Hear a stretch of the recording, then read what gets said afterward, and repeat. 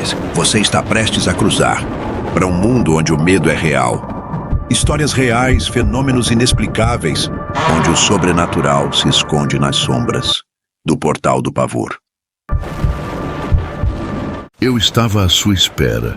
Sejam bem-vindos ao meu domínio, o Portal do Pavor. Aqui, cada história não é apenas um conto, mas um portal que eu abro diretamente para os seus piores pesadelos. Comigo, o medo não é apenas narrado, ele é sentido na alma. Apague a luz, tranque a porta, sinta a própria respiração guiá-lo pelo inevitável labirinto da loucura. Se você tem a tola coragem de cruzar este portal, inscreva-se no canal. E para provar sua insolência, digite nos comentários: eu não tenho medo. Agora, prepare-se, o desconhecido já está aqui. História de hoje: a Farmácia das Almas Perdidas. Você já sentiu aquele desespero silencioso de quando alguém que você ama está sofrendo e os médicos dizem que não há mais nada a ser feito? Aquele momento em que você olha para o teto do hospital às 3 da manhã e pensa: eu faria qualquer coisa para salvá-la. É uma sensação que corrói por dentro, que nos faz questionar tudo em que acreditamos. E se eu te dissesse que nesse momento de vulnerabilidade absoluta, algumas pessoas realmente encontram uma saída? Um lugar onde os impossíveis se tornam possíveis, onde a ciência encontra algo muito mais antigo e sombrio? Todos nós já sentimos esse desespero paralisante diante da impotência. Aquela sensação de que moveríamos montanhas, faríamos pactos, sacrificaríamos qualquer coisa pela pessoa amada. Conte nos comentários. Até onde você iria para salvar alguém que ama? Porque hoje vamos descobrir que algumas pessoas descobriram exatamente até onde são capazes de ir e o preço real dessa descoberta. Imagine o cheiro doce e sufocante de ervas secas misturado com algo que seu instinto não consegue identificar. Algo que faz seu estômago se revirar sem motivo aparente. O barulho abafado de pilão contra pedra ecoando de um cômodo nos fundos, enquanto uma voz murmura palavras que não pertencem a nenhum idioma que você conhece. Agora imagine que esse lugar não é um terreiro ou casa de umbanda, é uma farmácia de manipulação comum, com alvará da vigilância sanitária, receituário médico e tudo mais, mas onde os frascos de remédio guardam segredos que a medicina moderna jamais ousou tocar. Você sentiria aquele formigamento na nuca?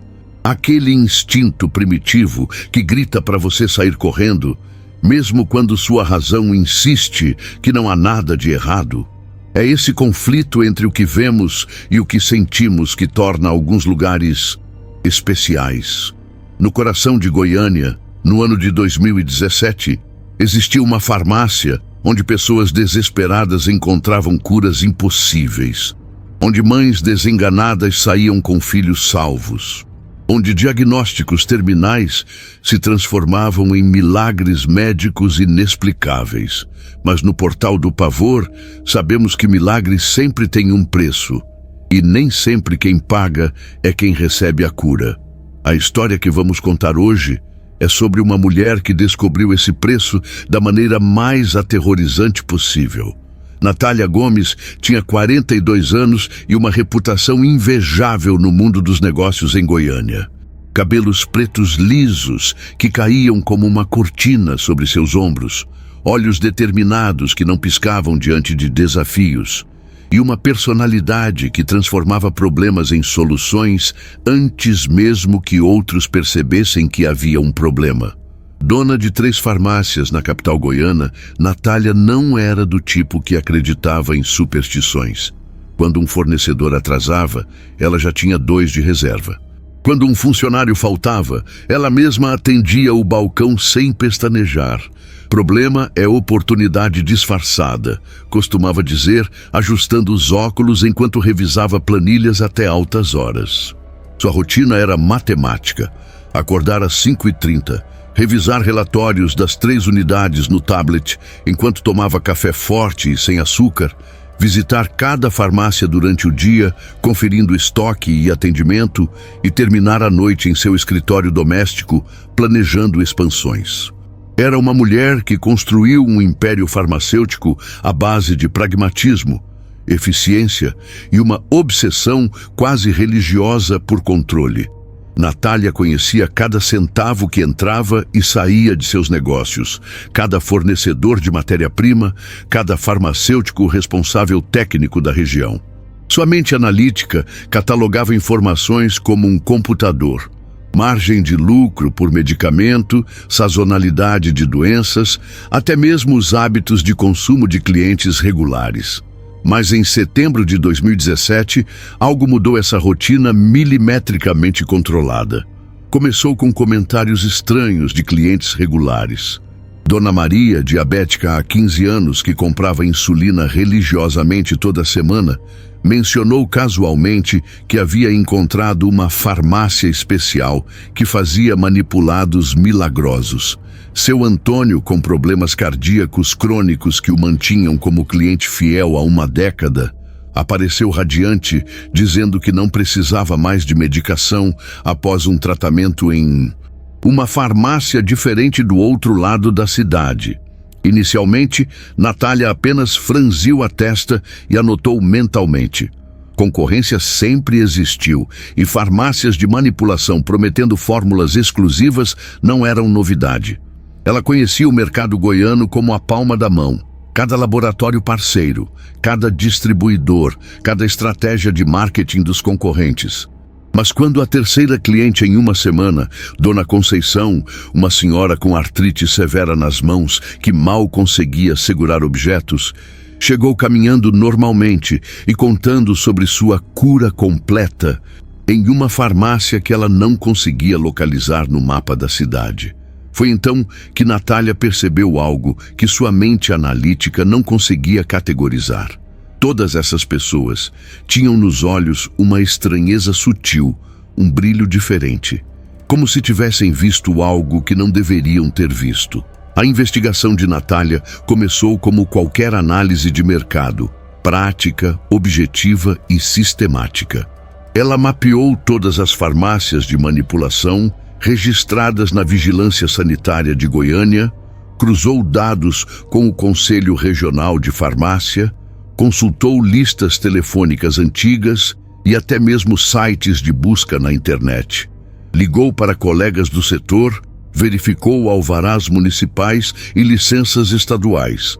Nenhuma farmácia correspondia às descrições vagas que recebia de seus clientes.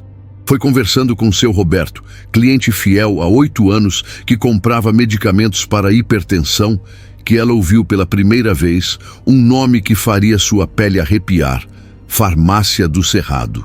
O homem, miraculosamente curado de uma gastrite crônica que o atormentava há décadas, descreveu um lugar, numa casa antiga no final de uma rua de terra, com cheiro de mato e coisas que a gente não sabe dizer o que é.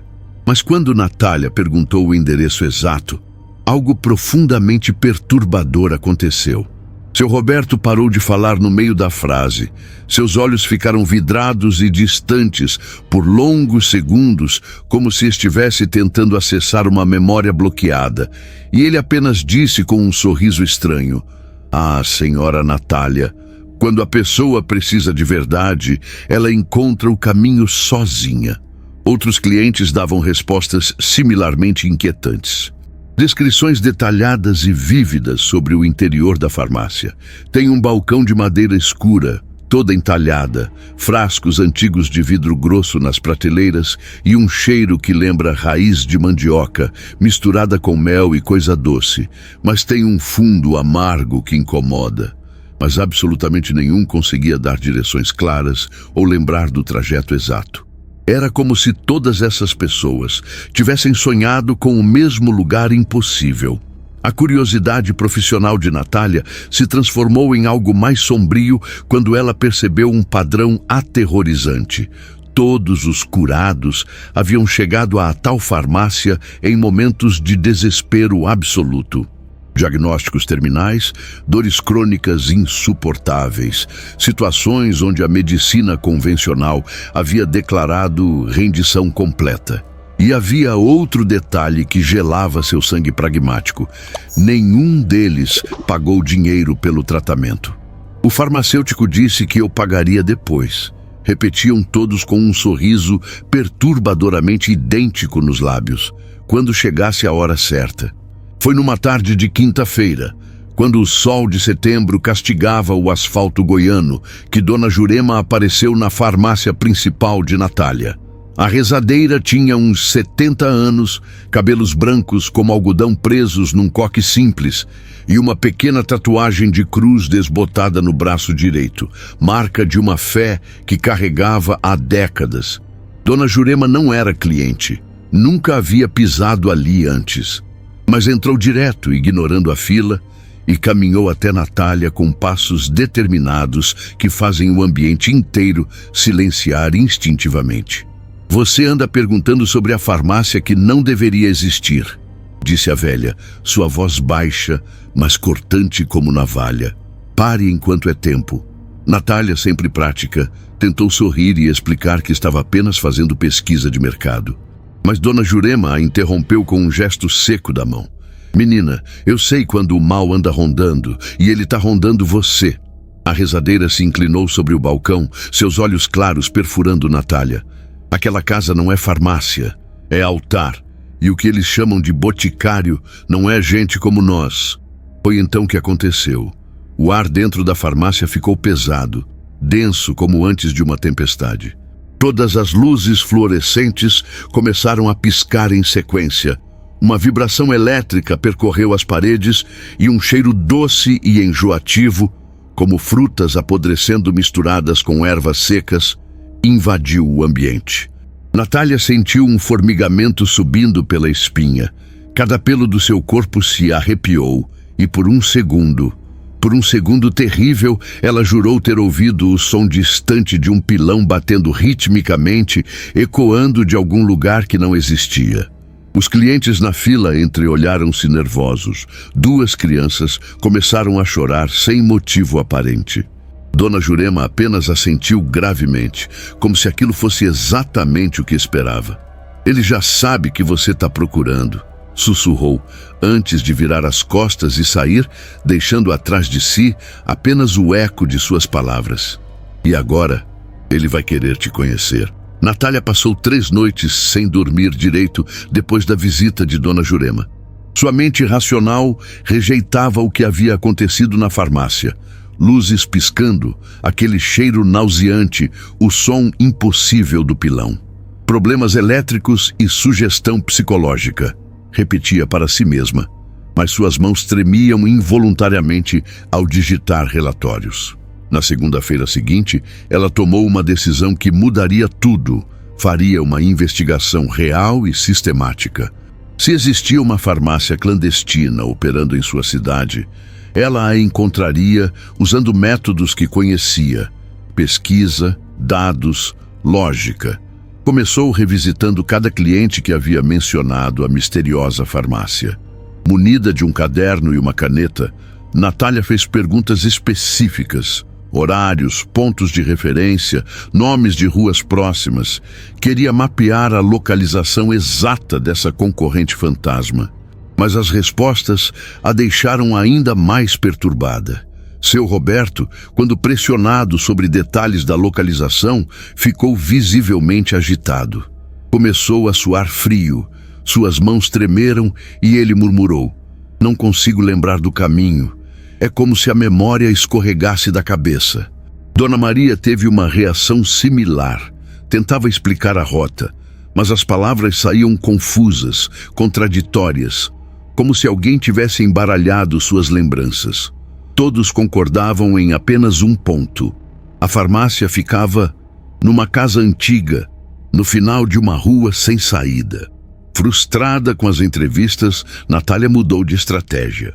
Durante 2 semanas, ela passou suas tardes dirigindo pelas ruas mais antigas de Goiânia, especialmente nos bairros periféricos onde ainda existiam casas coloniais. Procurava por qualquer construção que pudesse abrigar uma farmácia clandestina. Porões, sobrados abandonados, casas com movimentação estranha. Foi no bairro Campinas, numa tarde sufocante de outubro, que ela finalmente encontrou algo. Uma rua de paralelepípedos gastos terminava abruptamente num terreno baldio. Mas ali, quase escondida entre duas árvores de pequi enormes, estava uma casa que parecia ter sido esquecida pelo tempo. Construção antiga, de tijolos expostos, com uma placa pequena e desbotada que ela mal conseguia ler. Ervas do Cerrado, manipulação tradicional. O coração de Natália acelerou. A casa exalava uma atmosfera pesada, opressiva.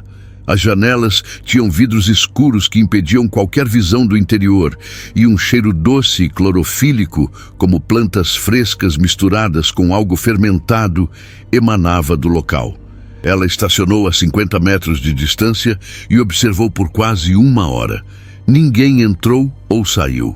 Não havia movimento visível. Mas havia algo profundamente errado com aquele lugar. Os pássaros evitavam voar sobre a casa, os cachorros de rua que normalmente vasculhavam qualquer terreno passavam direto sem farejar, como se houvesse uma barreira invisível. Quando Natália finalmente reuniu coragem para se aproximar, suas pernas tremiam involuntariamente. A porta da frente era de madeira maciça, com detalhes entalhados que lembravam símbolos que ela não conseguia identificar. Uma pequena placa de bronze anunciava: aberto apenas para quem realmente precisa. Não havia horário de funcionamento. Não havia telefone. Não havia sequer uma campainha visível, mas quando ela estendeu a mão para bater na porta, algo gelado tocou sua nuca.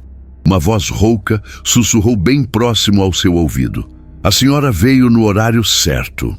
Natália se virou num movimento brusco, o coração batendo tão forte que sentia as pulsações no pescoço.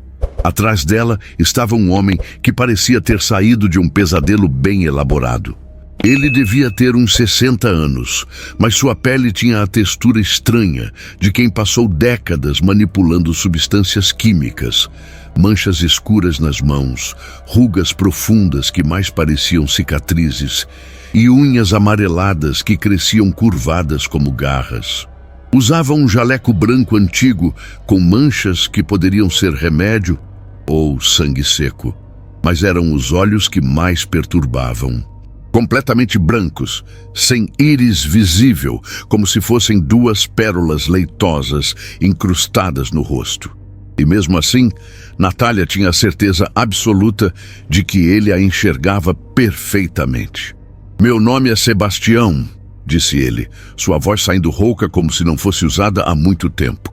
E a senhora deve ser a curiosa dona das farmácias, que anda fazendo perguntas inconvenientes.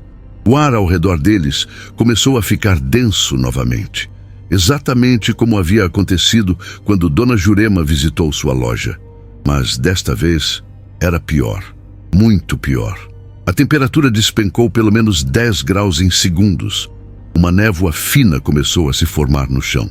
E aquele cheiro doce e nauseante ficou tão intenso que Natália precisou cobrir o nariz. Como o senhor sabe quem eu sou?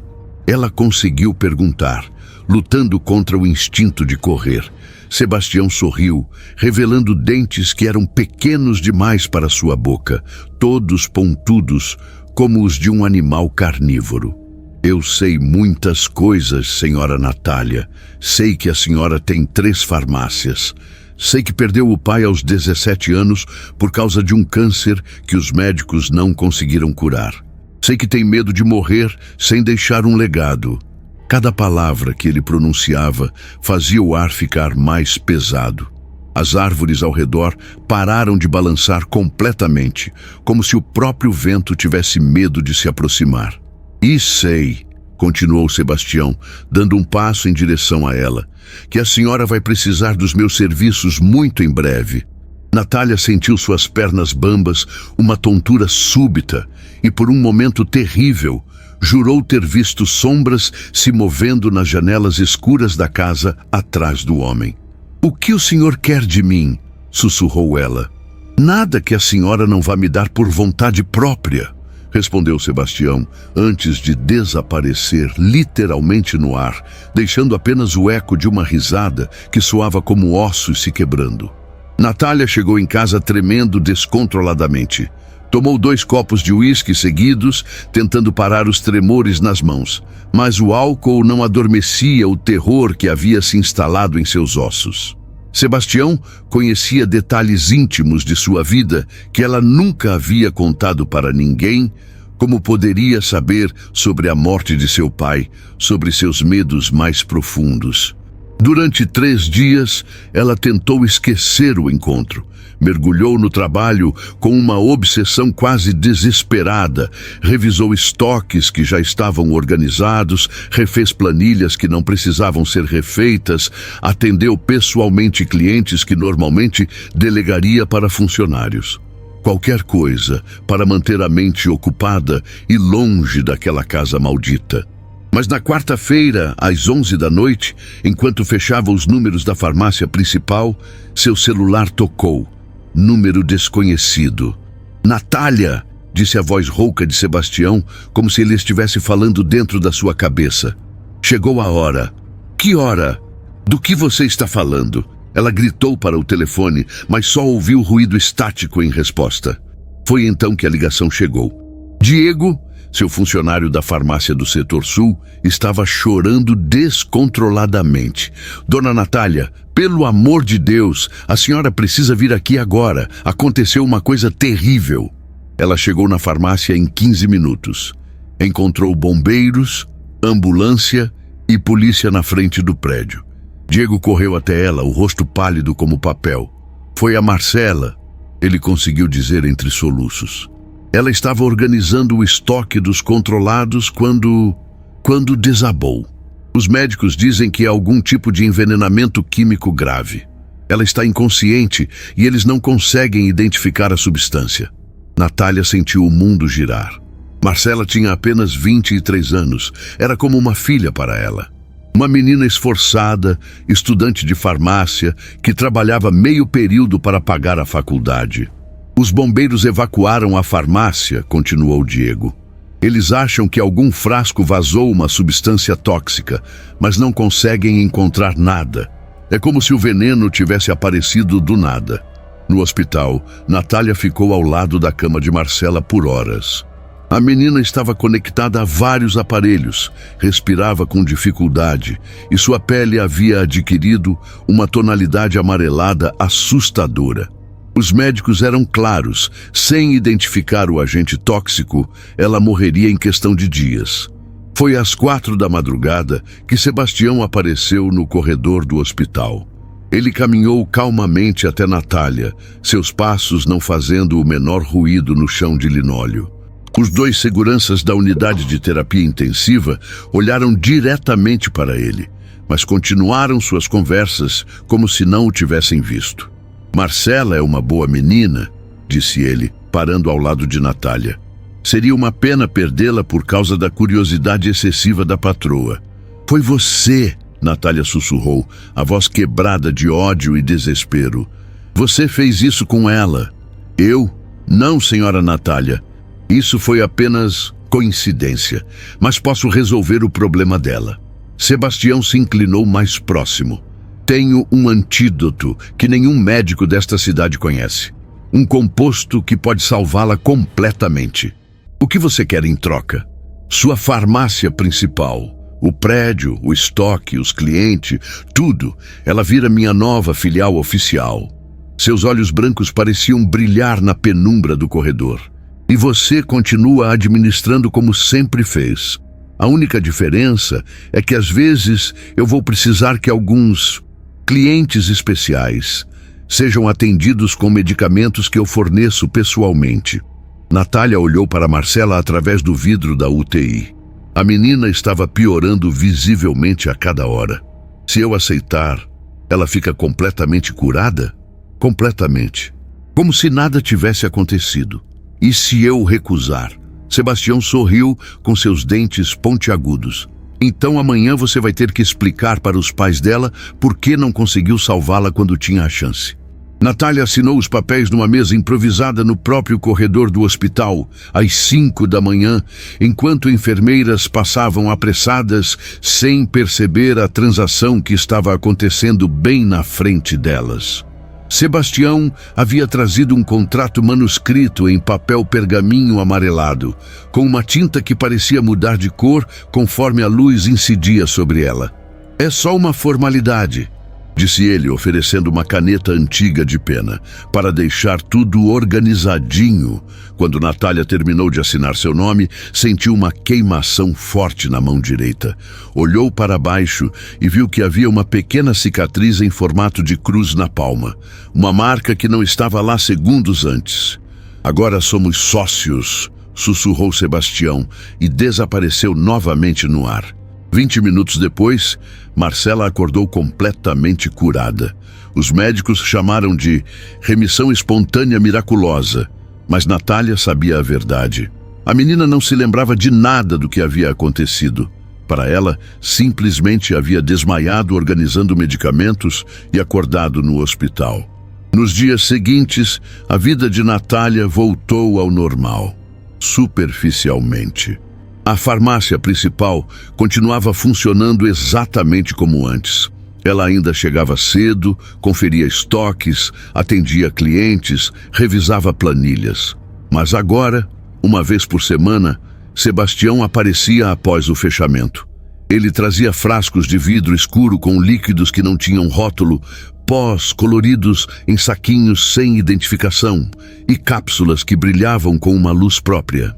"Medicamentos especiais para clientes especiais", explicava sempre com aquele sorriso perturbador.